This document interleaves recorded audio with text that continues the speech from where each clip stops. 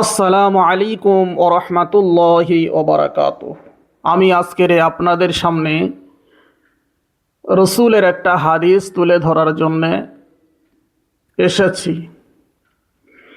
আপনার এই হাদিসটা যদি আপনি শোনেন, আপনার গায়ের লোম খাড়া হয়ে যাবে। যদি সত্যিকিরে মুসলমান হয়ে থাকেন, মনে ভয় আসবে। যদি বিন্দুমাত্র ঈমান থাকে, মনের কাছে ভয় আসবে। সেই কথাটা কি?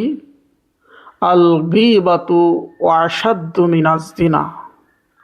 গীবাত জেনার চাইতেও মারাত্মক একটা জিনিস।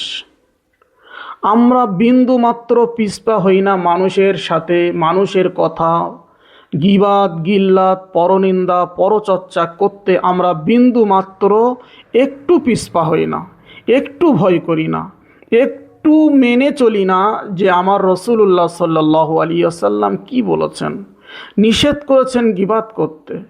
কোনো কোনো হাদিসে এসেছে, কোনো হাদিসে এমন পাওয়া যায় যে গীবাত করা মরা ভাইয়ের মাংস খাওয়ার সমতুল্য। এমন একটা গুনার কথা আমার নবী বলেছেন। জেনা করলে যে গুনাহ হয় তার চাইতেও গুনার কথা বলা হয়েছে। আর আপনি দোকানে বসে, চায়ের দোকানে বসে, খাবারের দোকানে বসে, লোক সমাজে বসে পরের কথা নিয়ে পড়ে থাকেন। আপনি কি একবারও ভেবেছেন যে আপনার কি হচ্ছে? আপনি কি একবারও ভেবেছেন যে আপনার কি হবে? আপনি কি একবারও চিন্তা করেছেন যে আপনার উপায়টা কি হবে? কিয়ামতের আগে বলে না, আমরা যেই না মরে যাব, কিয়ামত তো দূরের কথা, কবরে যেই যাব সেখানে আমাদের হিসাব দিতে হবে। 3.5 হাত জায়গার ভিতরে শুয়ে পড়ে আমি আপনি কি করে সেখানে হিসাব দেব? সেখানে তো কেউ থাকবে না। সেখানে না কোনো বন্ধু বান্ধব, না কোনো আত্মীয় স্বজন, না কোনো পাড়া প্রতিবেশী, কেউ তো থাকবে না। তাহলে আপনি কোন হিসাবে গীবাত গিল্লাত পরনিন্দা করে যান? এই পরনিন্দা গীবাত গিল্লাত করে আপনি যদি দুনিয়া ছেড়ে চলে যান, তাহলে আপনার জন্য আছে কঠিন কঠিন শাস্তি। গীবাত সম্পর্কে আমার রসুল সাল্লাল্লাহু আলাইহি ওয়াসাল্লাম একটা হাদিস বর্ণনা করেছেন, একটা কথা বলেছেন। কথাটা হলো এই: আল্লাহ রসুল মিয়ারাজের রাতে যখন মিয়ারাজে গিয়েছিলেন, আমার রসুল্লাহ সাল্লাল্লাহু আলাইহি ওয়াসাল্লাম দেখলেন যে জাহান্নামের ভিতরে, আল্লাহ রসুল মিয়ারাজের রাত্রির যে দেখলেন যে মিয়ারাজের রাতে আমি এমন এক জাতির পাশ দিয়ে অতিক্রম করেছি, এমন একটা দলের পাশ দিয়ে অতিক্রম করেছি যে রসুল্লাহ সাল্লাল্লাহু আলাইহি ওয়াসাল্লাম বাধ্য হলেন জিব্রাইলকে বলতে, ইয়া জিব্রাইল, এরা কারা? জিব্রাইল আলাইহিস সালাম বললেন, ইয়া রাসূলুল্লাহ, আপনি কি দেখেছেন? আল্লাহ রসুল বললেন, যাদের নখ ছিল তামার তরী, আর তারা নিজেদের মুখ ও বুক চিরে চিরে খাচ্ছিল। তাদের নখ দিয়ে, তামার তরী নখ দিয়ে তাদের বুকগুলো চিরে চিরে রক্ত মাংস বার করে করে খাচ্ছে। আমি তখনই আপনার কাছে আসলাম।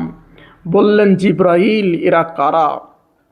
ওই সময় তিনি বললেন, জিবরাইল আলাইহিস সালাম বললেন, যারা গীবাত করত এবং অন্যের সম্মানে আঘাত হানত, অন্যের দোষ ধরে ধরে বেড়াতো, অন্যের দোষ ধরে ধরে মানুষের কাছে বলে মজা নিত, অন্যের কথা বলে বলে মানুষের সামনে দোকানে বাজারে বসে বসে হাসি ঠাট্টা বিদ্রূপ করত, সেই তারাই যারা আজকের আল্লাহ পাক রব্বুল আলামিন ওদের নখগুলো তামার তৈরি করে দিয়েছে, আর ওদের বুকগুলো ওরা নিজেরাই চিরে চিরে দিল কলিজা বার করে করে নিজের রক্ত মাংসগুলো খাচ্ছে। এরা হলো ওই গীবাতকারী। আল্লাহ রসুল মিয়ারাজ থেকে আসার পরে বারবার সাহাবাদেরকে নিয়ে বলতেন, তোমরা যেন পরের দোষ অন্বেষণ করো না, পরের গীবাত কিল্লাত করো না। আমি যা দেখেছি তোমরা তা দেখোনি, আমি যা দেখেছি তোমরা তা দেখোনি, আমি যা দেখে এসেছি নিজের চোখে তোমরা তা দেখোনি, আমি যা তাদের চিৎকার শুনেছি তোমরা তা শোনোনি।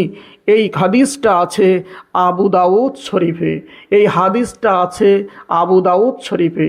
তাই ভাই বোন যারা আমরা আছি দুনিয়ার বুকে, আমরা চাই আল্লাহ পাক রব্বুল আলামিন এই পরনিন্দা, পরচর্চা, গীবত, গিল্লাত থেকে যেন আল্লাহ পাক আমাদেরকে হেফাজত করেন। আমিন।